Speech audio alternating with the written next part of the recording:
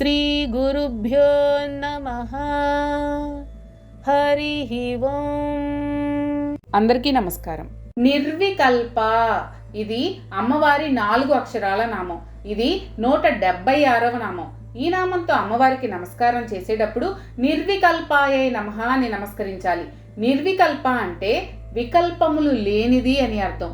వికల్పం అంటే సంకల్పించింది కాకపోవడం అని ఒక అర్థం.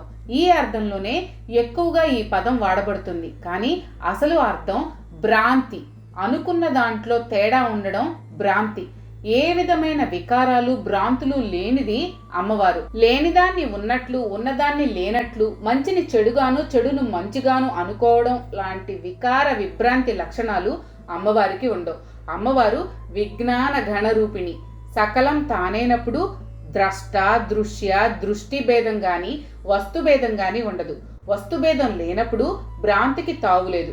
జ్ఞానంలో పరాకాష్ఠ స్థితికి చేరిన వారు కూడా వికల్పములు ఉండక నిర్వికల్ప స్థితిలోనే ఉంటారు. అజ్ఞానం నశిస్తే గాని వికల్ప స్థితి రహితం కాదు. జ్ఞాన స్వరూపిణి అయిన అమ్మవారికి వికల్పముల ప్రసక్తే ఉండదు. వికల్పములు లేనిది అని ఈ నామానికి అర్థంగా చెప్పుకోవచ్చు.